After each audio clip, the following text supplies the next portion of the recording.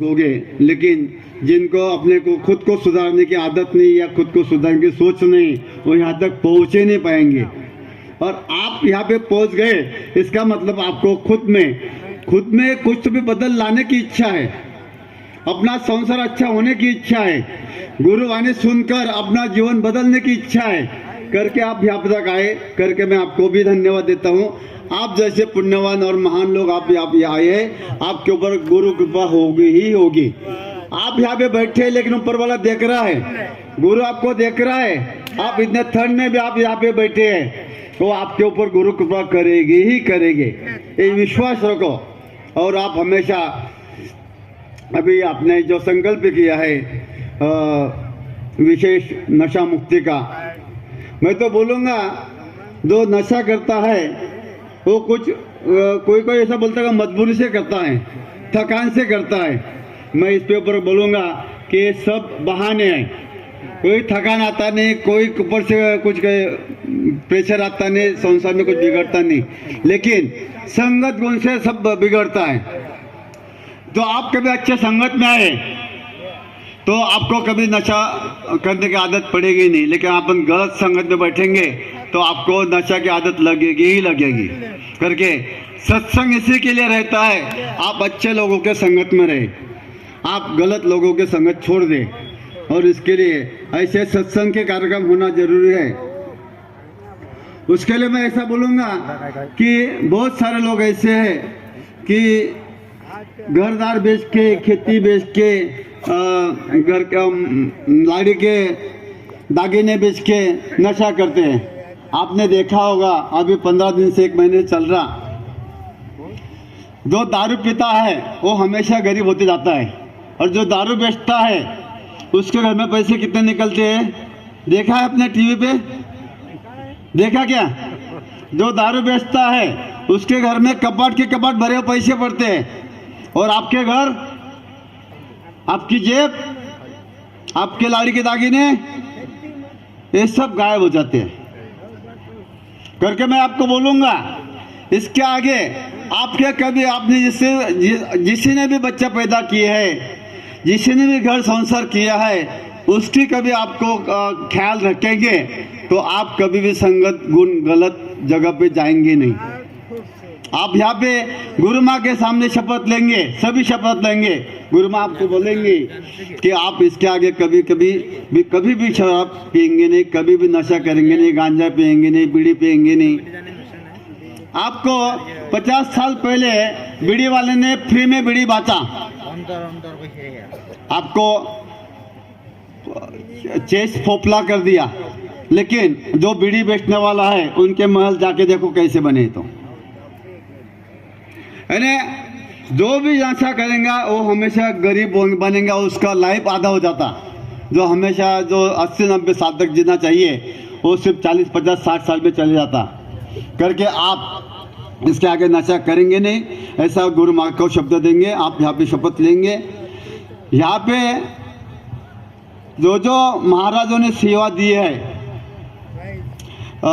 उनका मैं धन्यवाद देता हूँ। वो बहुत समाज सुधारने का बहुत अच्छा काम कर रहे हैं, ये बहुत पुण्य का काम है।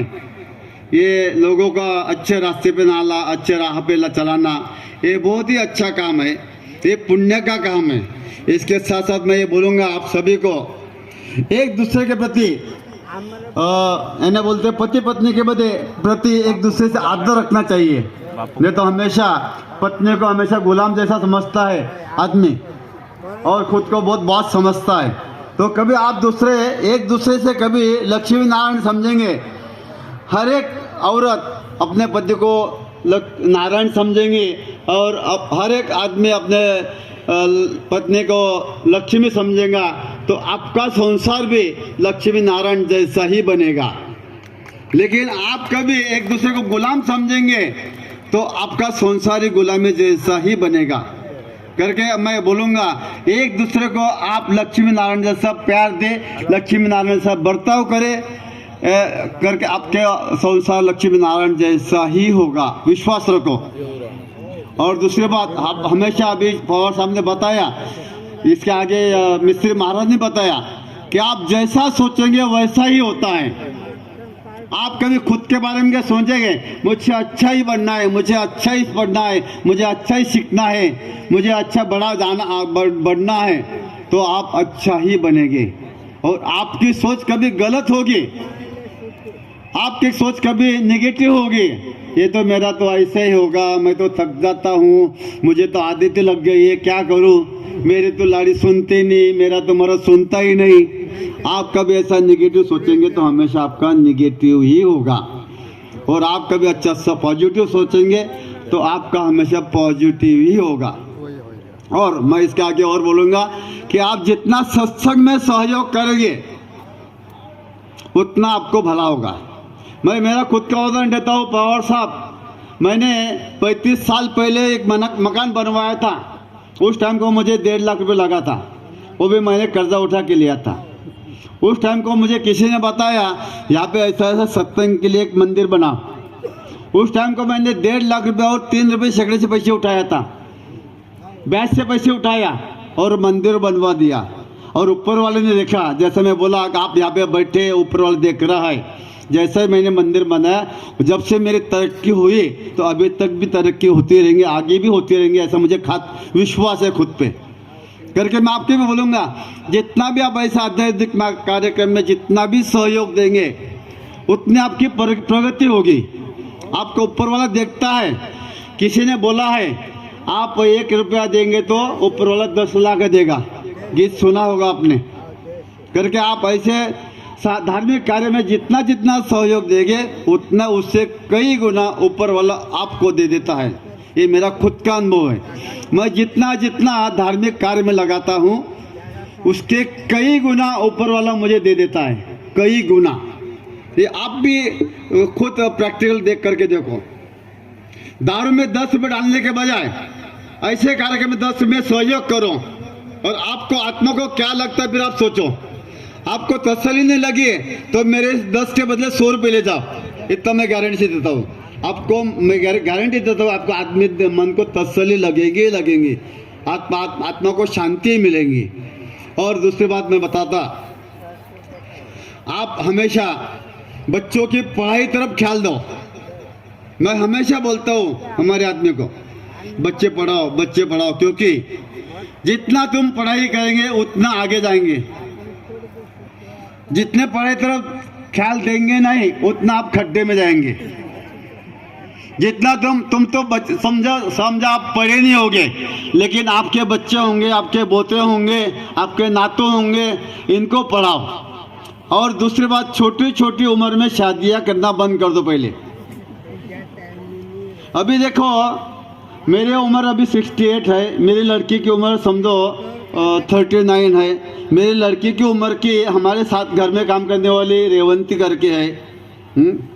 मेरी लड़की की बच्चा अभी 5-6 साल का है, 7 साल का है। और हमारे घर में जो साथ में काम करती पावरी बाई है, 35 साल से हमारे साथ काम करती है। उसके बोते हो गए, बहू भी आ गई, बोती भी हो गए। और मेरी लड़की की लड़की सिर्फ 6 साल की है। और जैसा कि अभी ये समझो हमारे यहाँ पे काम करते हैं, इनकी इनकम समझो, उसके मर्द को मैंने कॉलेज में लगाया था, बैड लक से वो दारू के नशे में चले गया। और उसके पिता भी दारू पीते थे, उसकी माता भी दारू पीती थे। करके मैंने 20 साल पहले, पवार साहब 20 साल पहले मैं नशा मुक्ति का कार्यक्रम किया था इनके लोगों के लिए। कम से कम उस टाइम को 3 दिन ये प्रोग्राम चला था। और ये सभी लोगों को मैं पंढरपुर वगैरह सब लेके गया था। करके मैं आपको ये बोलूँगा, कम उम्र में शादी करना बंद करो। 18 के ऊपर बाद में शादी करो लड़की की, नहीं तो जल्दी बच्चा पैदा हो गए तो पढ़ाई भी होती नहीं, कुछ भी होता नहीं, संसार में हमेशा अड़चन आती रहती है। करके शादी भी अच्छे ने 18 के ऊपर बाद में करना, लड़के की शादी 21 के बाद ही करो। और अपना संसार हमेशा अच्छा रहे, घर में वातावरण, मैं तो बोलूँगा नॉनवेज भी छोड़ना चाहिए, क्योंकि नॉनवेज के पीछे ही तुम्हारी दारू आती है। करके आप अच्छा काम करेंगे, अच्छा बर्ताव करेंगे, लक्ष्मी नारायण जैसा बनेंगे, सरस्वती माँ का आपके ऊपर ख्याल रहेगा। सरस्वती आपके घर में कभी लाना है, प्रसन्न करना है तो बच्चों को पढ़ाना है।